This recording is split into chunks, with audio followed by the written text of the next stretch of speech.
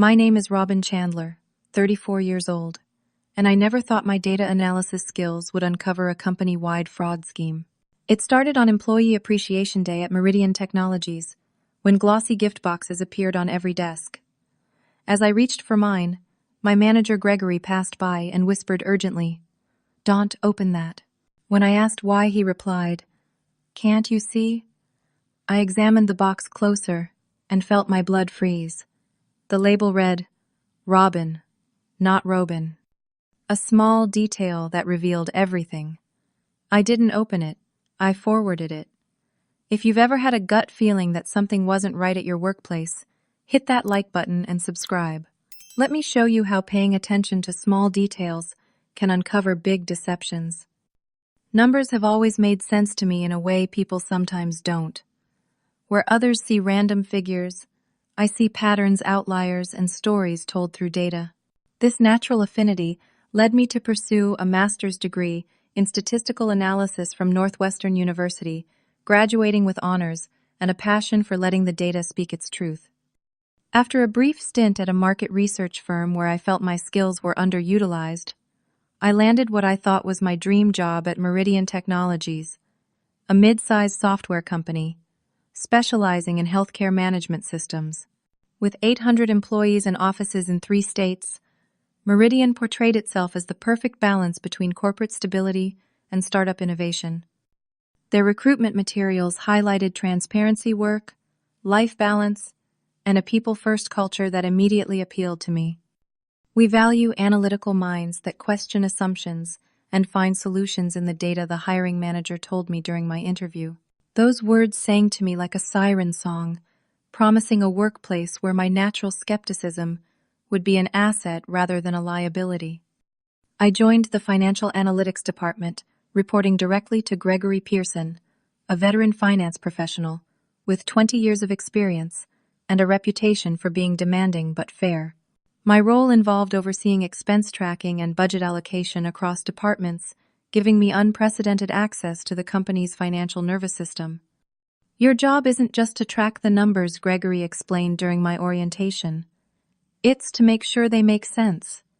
If something looks off, I expect you to flag it. The first 6 months were everything I had hoped for. I established efficient reporting systems, identified cost-saving opportunities, and earned recognition for my thorough quarterly analysis. The company culture seemed to match its promises, with regular town halls where executives shared performance metrics and answered employee questions with apparent candor. David Carpenter, the CEO, cultivated a charismatic presence, walking through the office in casual attire, asking about weekend plans and remembering personal details about employees' lives. He frequently referred to Meridian as our family company and emphasized that every employee contributed to its success. Transparency builds trust was one of his favorite phrases, often repeated during company meetings. And trust is the foundation of our success. Jennifer Morris, the head of human resources, complimented David's approachable style with her own brand of corporate charm. Always impeccably dressed in designer suits, and with a smile that never quite reached her eyes, Jennifer ran the HR department with polished efficiency. She organized team-building events, wellness initiatives, and recognition programs that received positive feedback on internal surveys. "My door is always open," she would say, though few employees ever tested this claim. In those early days, I also formed a friendship with Alicia Winters, a marketing specialist whose office was across from mine. Alicia had been with Meridian for 3 years and served as my unofficial guide to company culture. With her quick wit and pragmatic outlook, she helped me navigate the unwritten rules that exist in any workplace. "Meridian is great compared to most places," she told me over lunch one day. "Just don't rock the boat too much. They talk about valuing questions, but nobody really wants to be questioned." I should have paid more attention to that warning. The first hint that something was amiss came 8 months into my tenure during the annual budget planning cycle. While analyzing department expenditures, I noticed several discrepancies in the HR budget, particularly in the employee benefits category. Expenses were recorded in oddly rounded numbers, and vendor identifications were inconsistently applied. When I brought this to Gregory's attention, he seemed momentarily concerned before dismissing it. HR has some special vendor arrangements and confidential employee programs, he explained, not quite meeting my eyes. Their accounting sometimes looks different because of that. I accepted this explanation initially, but made a mental note to watch for similar patterns. They didn't take long to reappear. Just a week later, the company announced a series of cost-cutting measures despite quarterly reports showing 15% year-over-year growth. The cuts primarily affected everyday employee expenses. The free snack program was scaled back, professional development budgets were frozen, and the annual holiday party was downgraded from its usual upscale venue to an in-office celebration. Preparing for market uncertainties, David explained in the announcement email. These minor adjustments will help us maintain our growth trajectory without affecting our core operations. The explanation made business sense on the surface, but contradicted the financial data I had access to. Our cash reserves were healthy, and profit margins were expanding. The cuts seemed unnecessary from a purely financial perspective. Then, just 2 weeks after announcing these cuts, Jennifer sent a company-wide email introducing Employee Appreciation Day, a new initiative to celebrate our most valuable asset, our people. The email promised personalized gift boxes for every employee and an afternoon of recognition activities. The cognitive dissonance was striking. Why cut basic employee benefits only to introduce a flashy appreciation event? I wondered if the gift boxes cost less than the snack program they'd eliminated, and made a mental note to look for the expense records when they appeared. Despite my growing skepticism, I still felt excited about the Appreciation Day. Perhaps I was being overly analytical, seeing patterns where there were only coincidences. The promise of personalized recognition appealed to my desire to belong, to be seen as a valued member of the team. The morning of Employee Appreciation Day, I arrived at work earlier than usual, partly from anticipation and partly from habit. The office had been decorated overnight with banners and balloons in company colors. A breakfast spread of pastries and coffee sat in the break room with a sign reading, "We appreciate you," in elaborate script. As employees filtered in, the atmosphere grew festive. Colleagues chatted animatedly, speculating about what might be in the promised gift boxes. I joined a conversation with Alicia and 2 software developers from the 3rd floor, enjoying the break from our usual focused work routine. I heard they got custom gifts based on employee surveys, one developer said, reaching for a chocolate croissant. That would be impressive, Alicia replied, though I caught a note of skepticism in her voice. They barely remember my name in meetings, let alone my personal interests. At precisely 9 o'clock, Jennifer and 2 HR assistants appeared, rolling carts loaded with elegant white boxes, tied with blue ribbons, the company colors. They moved from desk to desk, distributing boxes with flourish and congratulating everyone on being part of the Meridian family. I returned to my desk to find a pristine white box waiting for me, looking almost exactly like those being delivered throughout the office. Almost, but not quite. And that almost would change everything. The gift box on my desk looked elegant at first glance, a white rectangular package with a shimmering blue ribbon matching our company colors. It was approximately 10 inches long, 8 inches wide, and 4 inches deep, substantial enough to suggest a thoughtful gift inside. A small white card was attached to the top, printed with what appeared to be a personalized message. Around me, my colleagues were already opening their packages with exclamations of delight. Across the aisle, Marcus from Data Security pulled out a sleek insulated coffee mug with the company logo and a gift card to a popular coffee chain. 2 desks down, Sophia from Compliance was examining a wireless phone charger and what looked like another gift card. I reached for my box, just as Gregory, my manager, passed behind my desk. He slowed momentarily and leaned down as if checking something on my monitor. In a voice barely above a whisper, he said, "Don't open that." The warning was so unexpected that I initially thought I'd misheard him. I turned to ask for clarification, but he was already walking away, his posture stiff and his expression unreadable. Confused, I watched him disappear around the corner toward his office. Why would Gregory warn me against opening a company gift? It made no sense. I looked back at the box, now seeing it with newly suspicious eyes. "Can't you see?" he had asked. What was I supposed to see? I examined the box more carefully, noticing details I had initially missed. The card attached to the top had my name printed on it, but it was spelled Robin instead of Robin. A small error, perhaps, but HR had my correct name on file for the 3 years I'd worked here. The paper quality of the card seemed slightly different, too less textured than the ones I could see on my colleagues' desks. The ribbon, while blue, was a slightly different shade than the official meridian blue I was accustomed to seeing in all our branding materials. As a data analyst, I was trained to notice discrepancies, and these subtle differences set off alarm bells in my mind. I glanced around to make sure no one was watching, then carefully lifted the box without untying the ribbon. It was lighter than it appeared, suggesting the contents might differ from the substantial gifts my colleagues were receiving. When I tilted it slightly, something inside slid with a papery sound, not the solid thunk of a mug or electronic device. This strange box brought to mind questions that had been forming in my mind over the past several months. 3 weeks earlier, I'd been working late, reviewing departmental expense reports, when I noticed peculiar patterns in the HR department's expenditures. There were inconsistencies in how employee benefit costs were allocated, with some categories showing surprisingly high expenses, while others were suspiciously low. When I'd casually mentioned these discrepancies to Jennifer during a budget review meeting, she dismissed my concerns with a wave of her manicured hand. The HR budget has certain confidential allocations that wouldn't make sense to someone outside the department, she said with a condescending smile. Focus on the overall totals, which are perfectly in line with projections. The interaction had left me feeling both insulted and suspicious. I had access to all departmental budgets as part of my job, and there shouldn't have been financial activities too confidential for the financial analytics team to understand. Now, looking at this box with my misspelled name, I wondered if there was a connection between those budget irregularities and whatever was happening with these supposedly personalized employee gifts. Alicia approached my desk, her gift box already opened. "Hey, aren't you going to open yours?"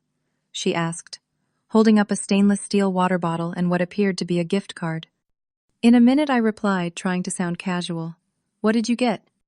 "Just this bottle and a $25 Amazon gift card," she said, a hint of disappointment in her voice. The email made it sound like the gifts would be personalized, but this seems pretty generic. Still, free stuff is free stuff, right? I nodded absently, my mind racing. "Is the gift card activated? Have you checked the balance?" Alicia gave me a curious look. "No, not yet. Why?" "Just wondering," I said with a shrug. "Sometimes those cards need to be activated." After Alicia returned to her desk, I casually walked around the office, pretending to get coffee or chat with colleagues, while actually observing the opened gift boxes. Most contained similar items, a company-branded product, like a mug, water bottle, or notebook, paired with what appeared to be a $25 gift card to various retailers. However, I noticed something odd. When I passed by the executive suite, I glimpsed an opened box on an assistant's desk that contained a significantly more expensive-looking leather portfolio and what appeared to be a gift card with a different design than the others I had seen. As I made my way back to my desk, I noticed Jennifer from HR, watching me from across the room. When our eyes met, she smiled brightly and started walking toward me.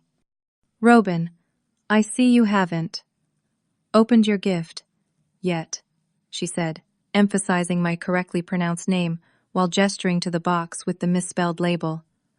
"Is something wrong?" "Oh, I was just saving it," I said, forcing a smile. "I like to open gifts when I can really appreciate them." Jennifer placed her hand on the box, her red fingernails stark against the white packaging. "Nonsense. Everyone is opening them now. It's part of the shared experience." She pushed the box slightly closer to me. "Go ahead, I want to see your reaction." Her insistence made my internal alarms ring louder. "Actually, I'm right in the middle of analyzing some urgent data," I lied, gesturing to my monitor where a spreadsheet was displayed. "I'll definitely open it during the appreciation lunch." Jennifer's smile tightened almost imperceptibly. "Well, don't wait too long. The gift cards need to be activated by the end of the day. She patted the box once more, before walking away, her heels clicking sharply against the floor tiles. As soon as she was out of sight, I took out my phone and discreetly photographed my gift box from several angles, capturing the misspelled name card and the slightly off-color ribbon. Then, moving as naturally as possible, I walked around and took quick photos of several opened boxes and their contents, making sure to get clear images of the gift cards. Throughout the morning, I felt Jennifer's gaze returning to me, periodically checking whether I'd opened the box. I maintained the pretense of being deeply engaged in my work while my mind raced with questions. What was different about my gift? Why did Gregory warn me? And why was Jennifer so insistent that I open it immediately? By lunchtime, I had gathered enough visual evidence to confirm that there were indeed two different types of gift boxes circulating in the office. While the differences were subtle, they were unmistakable to someone trained to look for patterns and inconsistencies, and I was becoming increasingly certain that my unopened box held something very different from the corporate gifts my colleagues had received. Once back at my desk, with the suspicious box still unopened, I transferred the photos from my phone to my computer and began analyzing them methodically. Years of data analysis had taught me to look for patterns, and patterns were definitely emerging. I created a simple classification system, labeling the photos of gift boxes as Type A and Type B. Type A boxes, which constituted the majority of what I had observed, contained the company-branded items and $25 gift cards. These boxes had consistently aligned corners, uniform ribbon color, and correctly spelled name cards on heavy stock paper. My box, which I classified as Type B, based on the external differences, remained a mystery inside, but clearly belonged to a different category. The subtle differences in paper quality ribbon shade and the misspelling of my name suggested a completely different preparation process.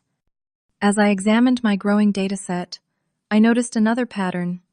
Type B boxes appeared to be distributed to specific employees rather than randomly throughout the company.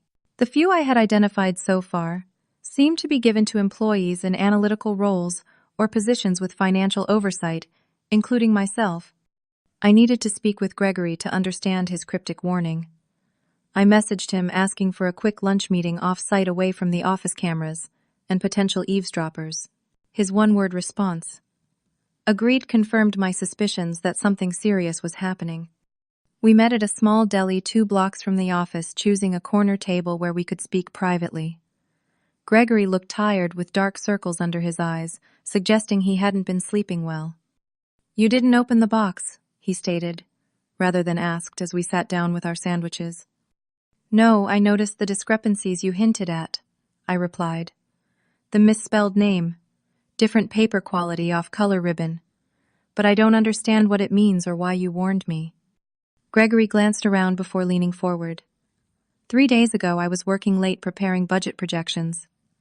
Jennifer and David were in the conference room, with the door partially open, not realizing I was still there. I overheard them discussing the appreciation gifts and saw Jennifer reviewing a spreadsheet. He took a sip of water before continuing. The spreadsheet had employee names categorized into 2 groups. One was labeled Standard Recognition, the other Performance Review. Your name was in the second group, along with about 20 other employees. "Performance Review," I echoed. "I'm not scheduled for a review until next quarter." "I don't think it's that kind of review," Gregory said grimly. "I noticed a pattern in the list. Everyone in the performance review group has recently questioned company policies, identified discrepancies in reporting, or pushed back against executive decisions." A chill ran through me as I processed this information. So the different gift boxes are some kind of targeted action, Gregory finished. "I don't know exactly what's in them, but given the financial irregularities you've been investigating, I didn't think it was a coincidence." "The financial irregularities that you dismissed when I brought them to your attention," I pointed out, unable to keep a note of accusation from my voice. Gregory had the decency to look ashamed. "I was wrong to dismiss your concerns. The truth is, I've noticed problems too, but I convinced myself it wasn't my place to question how HR or the executives allocated funds." When I saw your name on that list. He trailed off. You decided to warn me. I finished for him. Thank you for that. But now we need to figure out what's really going on. Back at the office, I began a more systematic investigation, using my data access to dig deeper into company records while maintaining the appearance of conducting routine analyses. I created a secure password-protected spreadsheet to track my findings, beginning with a comprehensive list of all employees and which type of gift they had received. Gathering this information required subtle questioning and observation. I visited different departments with fabricated reasons, noting which employees had Type A versus Type B boxes. By the end of the day, I had confirmed that 23 employees had received the suspicious Type B boxes, including myself.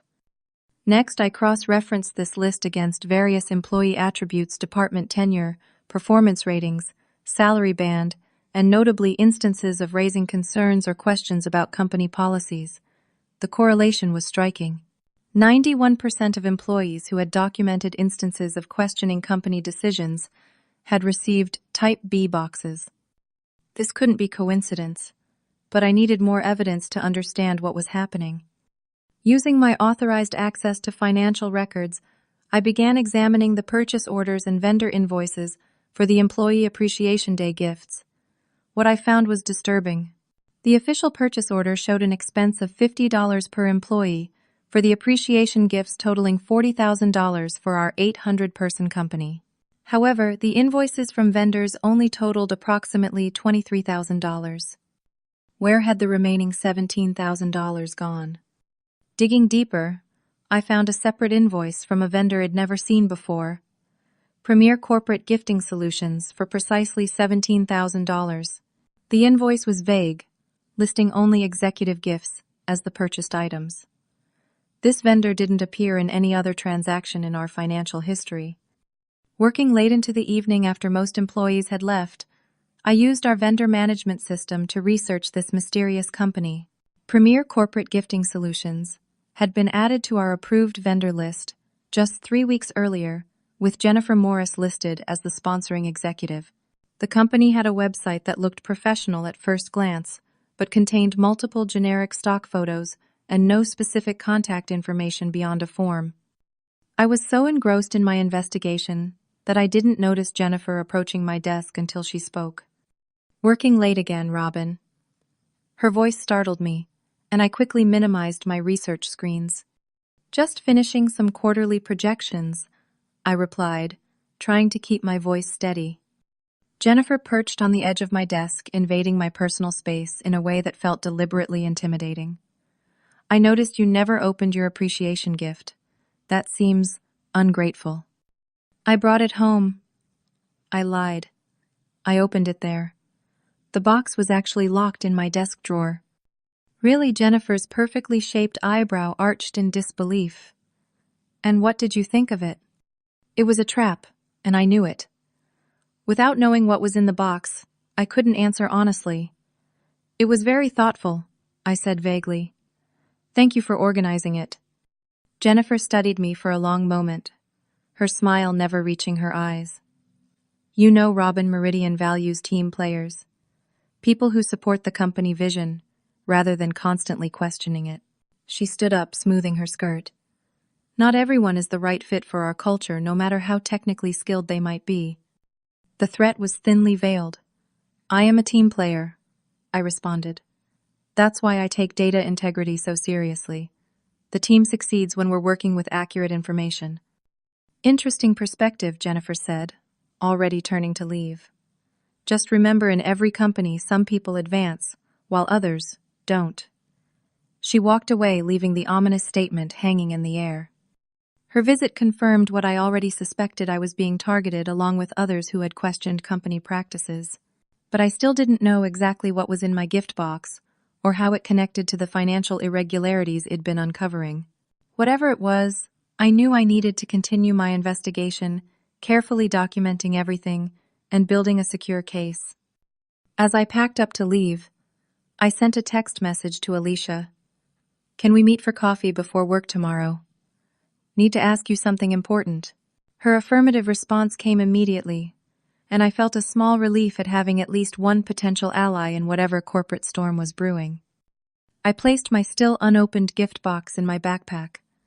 Whatever it contained, I wasn't going to open it until I understood the full scope of what was happening at Meridian Technologies. The next morning, I met Alicia at a coffee shop several blocks from the office. After ensuring we had privacy, I shared my discoveries about the two types of gift boxes and asked about her gift card. "Have you checked the balance on your Amazon gift card?" I asked. Alicia gave me a puzzled look but pulled out her wallet and retrieved the card. "Not yet, but I can check now." She took out her phone, navigated to the Amazon gift card balance page, and entered the card's code. Her expression changed from curiosity to surprise. "That's weird. It says $25, but the card itself is labeled as $100. She showed me the screen, then flipped the physical card over to reveal the printed value, $100. So they gave out cards labeled as $100 values, but only loaded $25 on them, I mused. Can I take a photo of that? After documenting Alicia's card, I explained my suspicions about the different types of gift boxes and the financial discrepancies it discovered. Alicia listened intently, her marketing specialist mind quickly connecting the dots. "This could explain some weird things I've noticed too," she said. "Last quarter, the marketing budget for employee communications showed expenses for programs that never happened. When I asked about it, I was told it was a coding error, and not to worry about it." "Do you still have access to those records?" I asked. "I should. Let me check when I get to the office." With Alicia's help, my investigation expanded beyond the gift boxes to examine patterns across multiple employee benefit programs. Back at my desk, I created a secure, encrypted folder on my personal cloud storage to back up my findings, knowing that if what I suspected was true, my company access could be revoked at any moment. Throughout the day, I methodically gathered data on various employee programs from the past 2 years: holiday bonuses, wellness incentives, professional development funds, and team-building activities. In each case, I found similar patterns. The budgeted amounts exceeded actual employee benefits, with the difference flowing to mysterious vendors or miscategorized expense accounts. Alicia sent me the marketing records she had mentioned, which confirmed another piece of the puzzle. Several employee programs had been prominently advertised internally, but implemented at a fraction of the promised scale, with most employees unaware they were receiving less than what had been communicated. By mid-afternoon, I had identified a systematic pattern of what appeared to be embezzlement through employee benefit programs. The total amount diverted over 2 years exceeded $300,000, a significant sum that had been hidden through clever accounting tricks, and the fact that most employees wouldn't compare their benefits to what was budgeted, or promised. I needed to understand who else had received the suspicious Type B gift boxes. During my lunch break, I tracked down Carlos from IT, whose name I had seen on Gregory's performance review list. Under the pretext of discussing a data integration project, I steered the conversation toward the appreciation gifts. "What did you think of your gift yesterday?" I asked casually. Carlos glanced around before responding quietly. "I didn't open it. Something seemed off about it." "Like what?" I pressed. "The label had my last name misspelled, and this might sound paranoid, but I found it right after I had questioned some unusual network access patterns from the executive accounts." This was the confirmation I needed. Carlos and I agreed to speak more privately after work, and he promised to bring his unopened box. By the end of the day, it connected with 5 other employees who had received Type B boxes. None had opened them all, had noticed small discrepancies, and each had recently raised concerns about company practices. We agreed to meet after hours at a restaurant far from the office to compare notes. The meeting revealed a disturbing pattern. Each person had identified potential ethical or financial irregularities within their area of expertise: questionable vendor relationships, inconsistent financial reporting, unusual data access patterns, or misleading communications.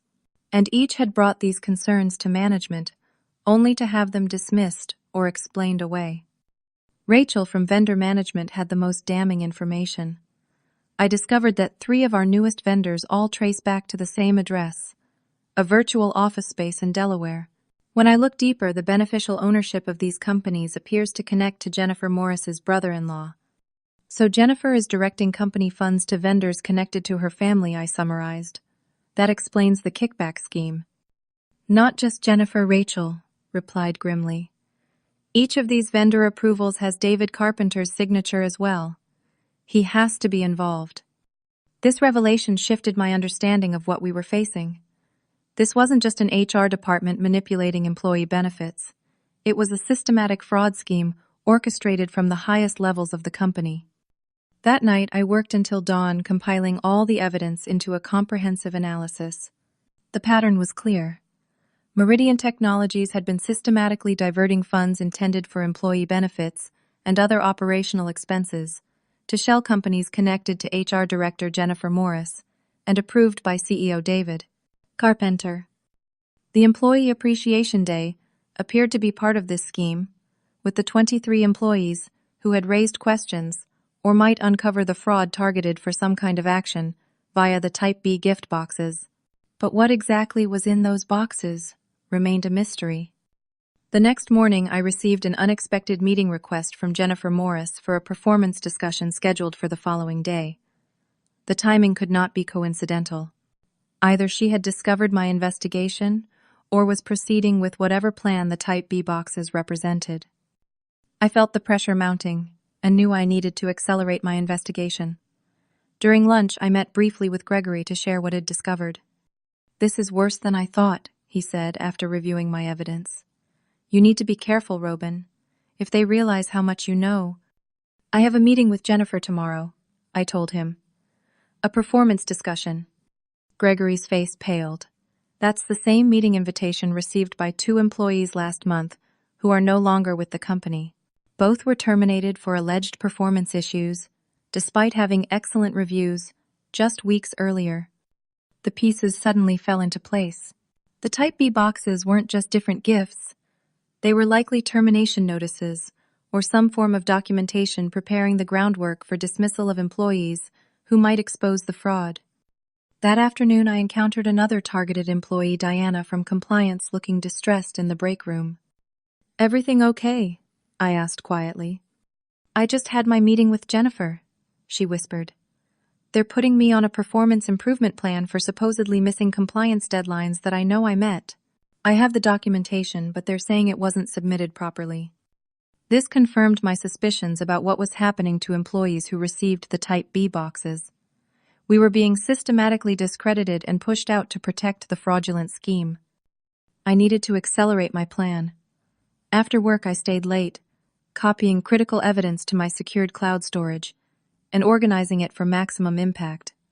As I was finishing, I decided to finally examine my unopened gift box. Using latex gloves to preserve any evidence, I carefully untied the ribbon and lifted the lid. Inside, as I had suspected, was not a corporate gift, but a formal letter notifying me of performance concerns and scheduling a series of review meetings that would almost certainly lead to termination. The document cited questioning established processes and exceeding authorized data access as primary concerns, despite both activities being explicitly part of my job description. What they didn't know was that I had been meticulously documenting all of my data access with timestamps and business justifications precisely to protect myself against such accusations. As I photographed the contents of the box, I noticed something that made my blood run cold. The letter was dated 2 weeks earlier, indicating this performance action had been planned well before any legitimate performance issues could have arisen. This was preemptive elimination of a potential whistleblower. With this final piece of evidence in hand, I knew exactly what I needed to do. The next morning, before my scheduled meeting with Jennifer, I would implement my response to their scheme, one that would leverage my strongest skill, letting the data tell its truth. With evidence mounting and my scheduled meeting with Jennifer looming, I knew I needed to compile everything into an irrefutable case. Working from home that evening, I organized my findings into clear categories that even non-financial people could understand. First, the employee gift discrepancy documentation, showing the $50 per employee budgeted versus the approximately $28 actually spent, with comparative photos of the different gift boxes and evidence of the pros. selectively loaded gift cards. Second, the Shell vendor scheme records connecting Premier Corporate Gifting Solutions and 3 other vendors to the same Delaware address, along with corporate registration documents showing connections to Jennifer Morris's brother-in-law, Thomas Welch. Third, the targeted employee pattern, a list of all 23 employees who received Type B boxes with documentation showing that each had recently identified potential ethical or financial issues within the company. Fourth, the historical pattern. 2 years of financial records showing systematic diversion of employee benefit funds, totaling over $300,000, with each instance authorized by Jennifer Morris and approved by David Carpenter.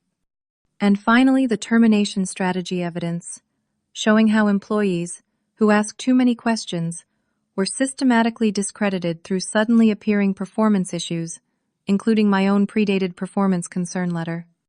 I created 3 copies of the full documentation, one for my personal records, one to provide to appropriate authorities, and one to present during my confrontation at Meridian. Each was organized with executive summaries, data visualizations, showing the patterns and supporting documentation, meticulously cross-referenced. By midnight, I had a comprehensive case file that would be difficult to dismiss as coincidence or misunderstanding, but I still needed to decide exactly how to proceed. The next morning, I arrived at the office early before most employees. I needed to secure my personal belongings and prepare for what would likely be my last day at Meridian Technologies, regardless of the outcome.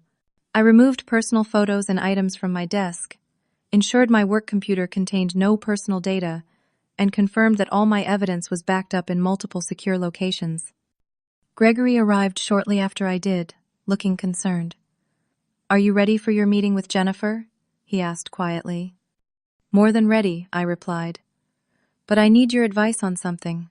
I outlined my plan to forward my evidence to multiple parties simultaneously: the board of directors, the external auditors, the corporate compliance officer, and select trusted journalists who covered corporate fraud. Gregory considered this thoughtfully. "The timing is critical. The board is meeting today at 10 to review quarterly financials. Jennifer scheduled your meeting for 9, probably to have you terminated before the board meeting. So, if I send everything just before the board meeting starts, they'll have it in front of them when David and Jennifer present the financial review." Gregory finished. "But be careful. Once you send this, there's no going back." "I know," I said. "But I can't be part of a company that operates this way, and I can't let them continue targeting employees who are just doing their jobs with integrity." With Gregory's support, I refined my plan. I would attend the meeting with Jennifer at 9, recording it if possible to document any inappropriate threats or admissions. Immediately afterward, regardless of the outcome, I would initiate the evidence distribution, timing it to reach the board just as their meeting began. I also decided to forward my unopened gift box to the legal department with a detailed explanation, ensuring that physical evidence of the targeting scheme would be preserved. As 9 o'clock approached, I received an unexpected visitor at my desk. Alicia came by looking nervous. "I heard about your meeting with Jennifer," she said. "The rumor mill says they're cleaning house of problem employees. Be careful in there." "I will," I assured her. "Actually, I could use your help with something." I explained that I needed someone to ensure my evidence was sent if I was unable to do it myself, without giving her enough details to put her at risk. Alicia agreed immediately. "Whatever they're doing, I know you wouldn't be in trouble unless you were doing the right thing," she said.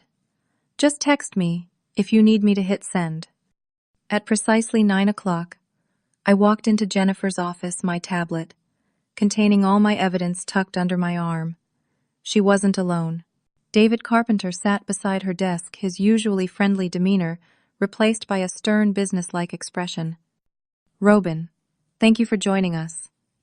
Jennifer began, her voice professionally detached.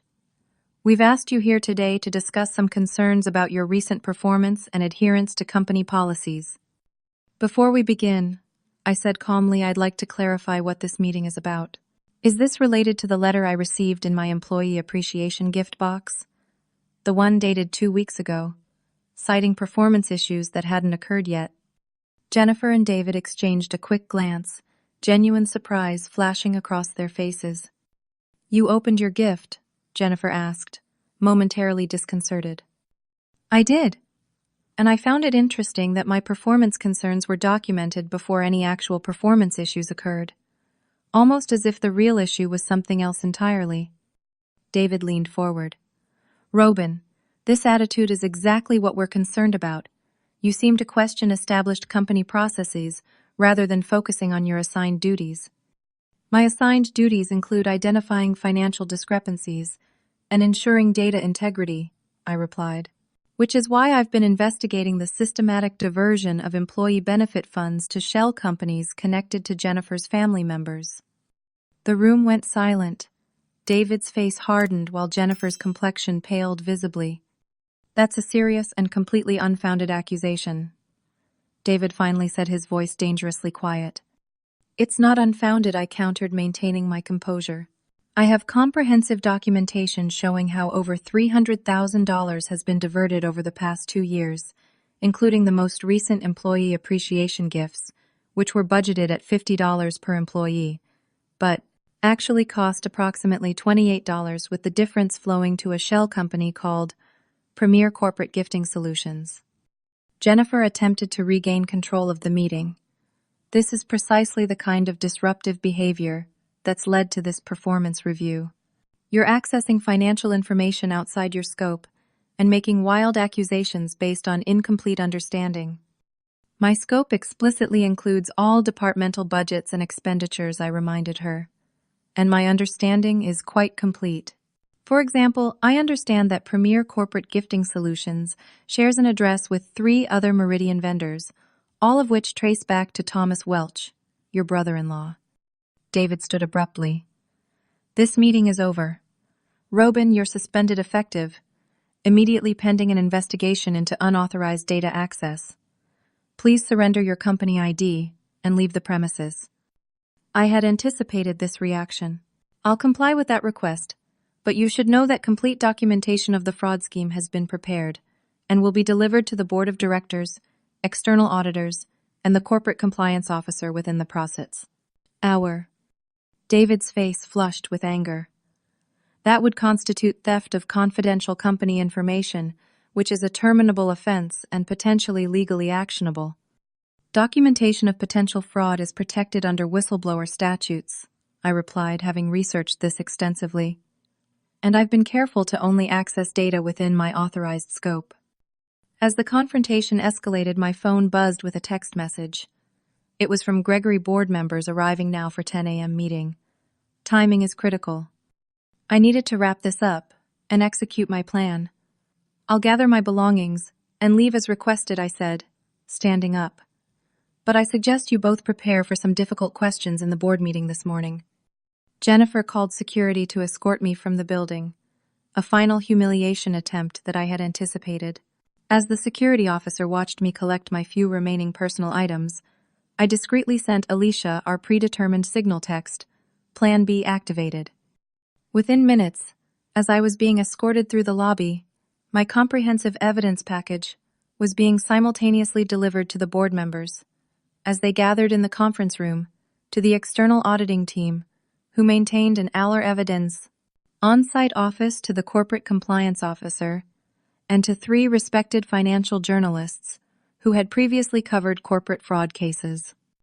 The gift box that had been meant to facilitate my quiet removal from the company had instead triggered the exposure of the entire fraudulent operation. The box I never opened had been forwarded to precisely the people who needed to see it, along with irrefutable evidence of the larger scheme it was part of. As I walked out of Meridian's offices, I felt a complex mixture of emotions: vindication, anxiety about the future, but most prominently a profound sense of relief. I had stood up for what was right, protected fellow employees from unjust treatment, and exposed a fraud that had victimized the entire company. Whatever happened next, I knew I had acted with integrity and used my analytical skills for their highest purpose, revealing truth hidden within the data. The morning after my dramatic exit from Meridian Technologies, I woke up to a flurry of text messages and missed calls. My evidence package had created the corporate equivalent of a bomb detonation. Gregory had texted board meeting turned into chaos. David tried to dismiss your evidence, but 3 board members had already reviewed it. Emergency executive session called. Stay available. Alicia's message was more colorful. Holy S. HR department, in complete meltdown. Jennifer locked in her office with legal team. Everyone talking about fraud and gift boxes. What did you do? Several of the other employees who had received Type B boxes reported that their performance meetings had been suddenly canceled. Diana from compliance wrote, "My improvement plan has been postponed for review. Something big is happening." I had anticipated fallout, but the speed and scale of the response surprised even me. By noon, I received a formal email from Theodore Banks, the chairman of Meridian's board, requesting a meeting to discuss my concerns regarding financial irregularities. The carefully worded message included assurances about whistleblower protections and my employment status. I agreed to meet the following day, at a neutral location, a conference room at the board's corporate law firm. I spent the intervening time preparing additional documentation and consulting with an employment attorney to understand my rights and options. The meeting with the board representatives was tense, but respectful. 3 board members attended, along with an external attorney specializing in corporate compliance and the head of the audit committee. Notably absent were David Carpenter and Jennifer Morris. "Miss Chandler, we've reviewed the documentation you provided." Theodore Banks began, his tone grave. "While we're still verifying all aspects, the initial analysis by our audit team confirms several of your key findings. We're taking this matter extremely seriously." For the next 2 hours, I walked them through my evidence, methodically answering technical questions and providing additional context where needed. I emphasized that my concern had never been personal, but focused on the integrity of the company's financial practices and the fair treatment of employees. "What tipped you off initially?" asked Elaine Rodriguez, head of the audit committee. "Inconsistencies in the employee benefits accounting," I explained. "The numbers didn't reconcile with the actual benefits received by employees. When I started tracking the discrepancies, patterns emerged that couldn't be explained by normal accounting variations." "And the gift boxes? How did you connect those to the financial irregularities?" Theodore asked. I explained how Gregory's warning had prompted my closer examination of the box, which led to discovering the pattern of targeted employees and the connection to the fraudulent vendor scheme. As the meeting concluded, Theodore made an unexpected request. "Would you be willing to assist our forensic accounting team? Your familiarity with the data and patterns would be invaluable to their investigation." I agreed, with conditions ensuring my independence and protection from retaliation. By the end of the week, I was working alongside external forensic accountants to unravel the full extent of the fraud. Meanwhile, Meridian Technologies was experiencing a corporate earthquake. David Carpenter and Jennifer Morris were placed on administrative leave pending investigation. An interim CEO was appointed from outside the company. The HR department underwent a complete leadership change, with many of Jennifer's direct reports also suspended, as the investigation determined their level of involvement. 2 weeks into the investigation, the forensic team had uncovered far more than my initial findings. The fraud extended beyond employee benefits to include kickbacks from vendors, manipulated performance bonuses, and falsified expense reports. The total misappropriated funds approached $2 million over a 4-year period. The most vindicating discovery came when the forensic team analyzed all 23 Type B gift boxes, which had been collected as evidence. Each contained nearly identical performance concern letters, all predated, and all targeting employees who had questioned financial or ethical practices. The systematic nature of the targeting was impossible to dismiss as coincidence. One afternoon, as I was reviewing vendor payment records with the forensic team, I received an unexpected visitor. Rachel, from vendor management, one of the employees who had received a Type B box, stopped by the conference room we were using as an investigation headquarters. "I just wanted to thank you," she said. "If you hadn't exposed this when you did, I would have been gone by the end of the month. My performance meeting was scheduled for next week." I couldn't have put it all together without the information you provided about the vendor connections, I told her. This was a team effort by everyone who refused to ignore the red flags. More than just the targeted employees were affected by the revelations. Staff throughout Meridian expressed shock, anger, and betrayal upon learning how funds intended for their benefits had been systematically diverted. The company culture, once characterized by trust and leadership, fractured under the weight of these disclosures. The board called an all-hands meeting to address the situation directly. Theodore Banks spoke candidly about the fraud, the ongoing investigation, and the company's commitment to accountability and reform. We failed in our oversight responsibilities, he acknowledged, a rare admission from board leadership. The systems that should have prevented this breakdown were inadequate. That will change beginning today. He then announced several immediate changes: a new, more robust whistleblower protection program, an independent audit of all employee benefit programs, and a commitment to transparent communication about company finances. To my surprise, Theodore then asked me to address the company. Standing before hundreds of colleagues, many of whom I had never directly worked with, I felt the weight of the situation acutely. "I'm not here to point fingers or assign blame," I began. "I'm here because I believe in using data to find truth. The patterns in our financial data told a story that needed to be heard, not just for the company's integrity, but for every employee who comes to work each day, expecting fairness and honesty." I explained how the investigation had begun with a simple observation about inconsistent numbers, emphasized that many employees had noticed problems but feared speaking up, and highlighted how the company's future depended on creating an environment where questioning was valued rather than punished. As I concluded my remarks, something unexpected happened. People began to applaud slowly at first, and then building to a standing ovation. It wasn't celebration of the fraud's discovery, but rather an expression of collective relief that the truth had finally emerged and that change was possible. In the weeks that followed, legal consequences began to unfold.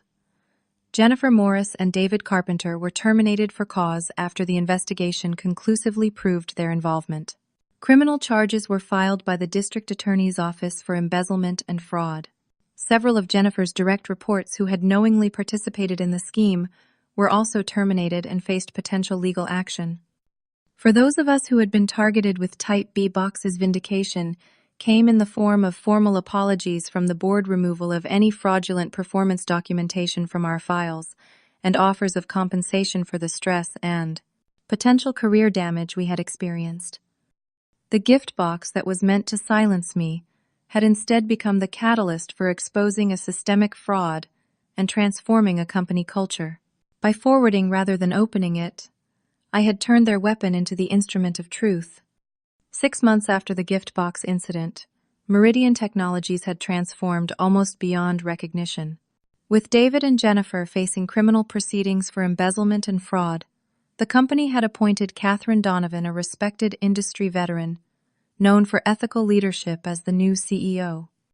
The board had undergone significant changes as well, with 3 members resigning due to their failure of oversight and new directors with backgrounds in corporate governance and compliance taking their places.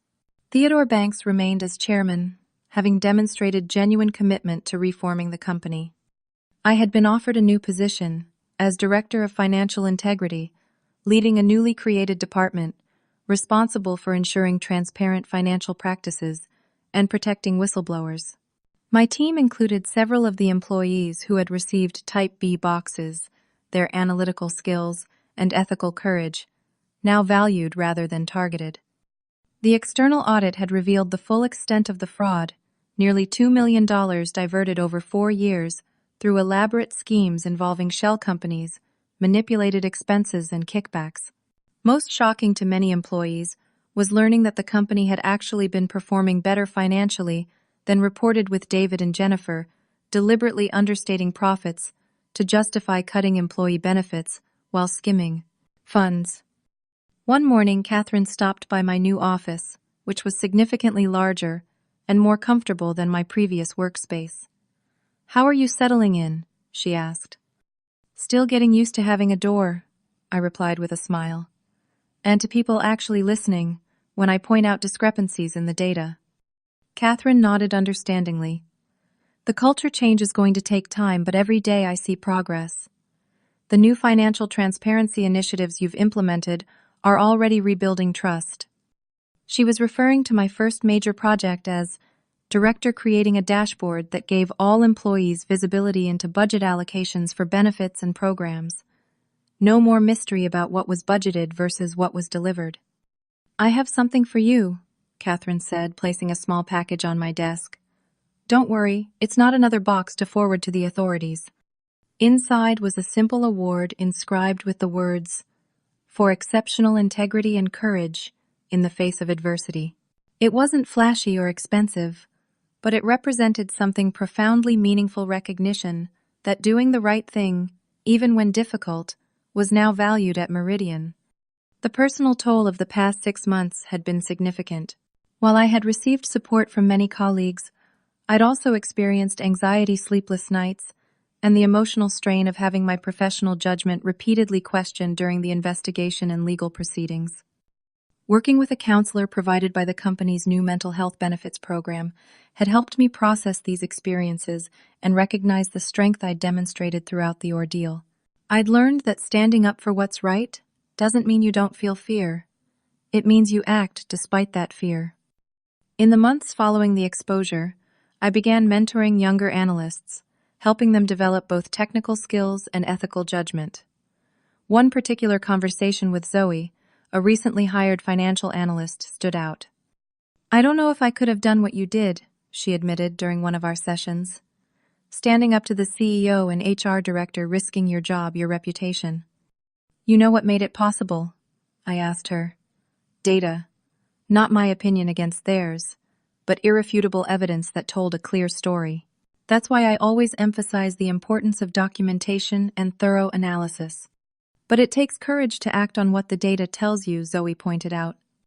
She was right, of course. Data alone wasn't enough. It required people willing to interpret it honestly and act on those interpretations even when inconvenient or risky. The experience had transformed my approach to data analysis as well.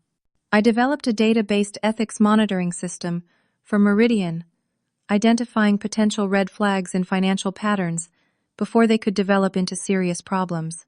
This proactive approach to corporate integrity became a model that other companies began to adopt, leading to speaking engagements and consulting opportunities I had never anticipated.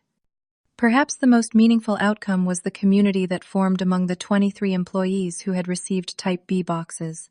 We had all been targeted for the same reason: our unwillingness to ignore discrepancies and ethical concerns, and that shared experience created a powerful bond. Diana from compliance, who had been placed on a fraudulent performance improvement plan, now headed the expanded compliance department. "Remember when we were problems to be eliminated?" she remarked during a team lunch. "Now we're the solution team." Rachel from vendor management had implemented a revolutionary new vendor verification system that prevented the kind of shell company scheme Jennifer had orchestrated. "Every vendor goes through triple verification now," she explained. "No more mysterious companies with convenient addresses."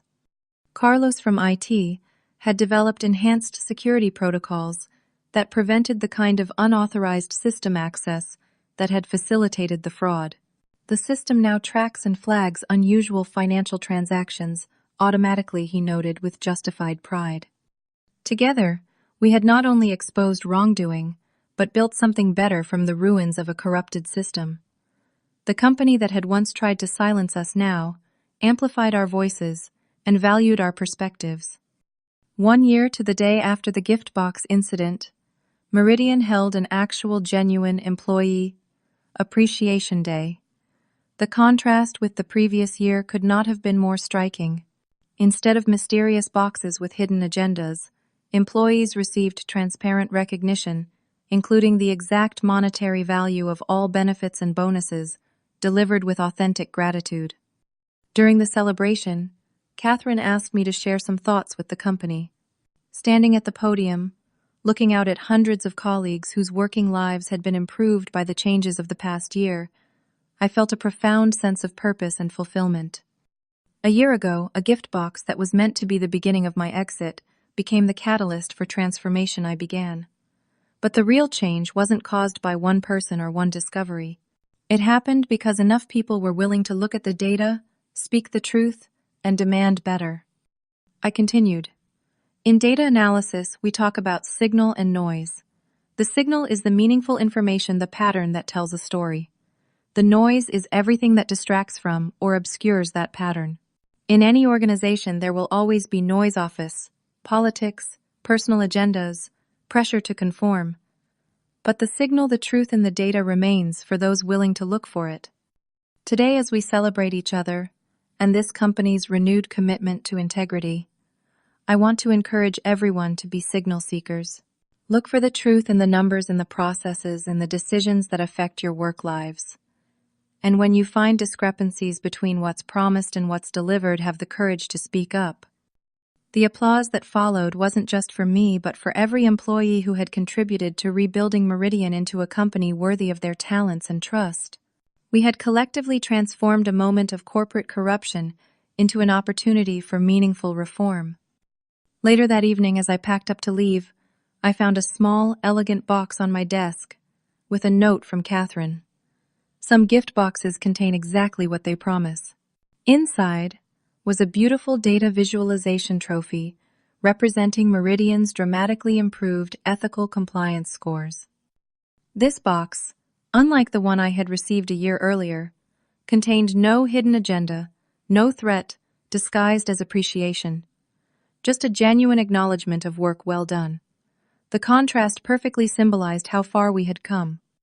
Have you ever discovered something unethical in your workplace? How did you handle it? Share your story in the comments below. If this video helped you understand the importance of data integrity and ethical courage in the workplace, please like, subscribe, and share it with others who might be facing similar challenges. Remember that sometimes the most powerful act isn't opening the threatening box, but forwarding it to those who can help create accountability. Thank you for watching, and may you always find the courage to stand up for what's right in your professional journey.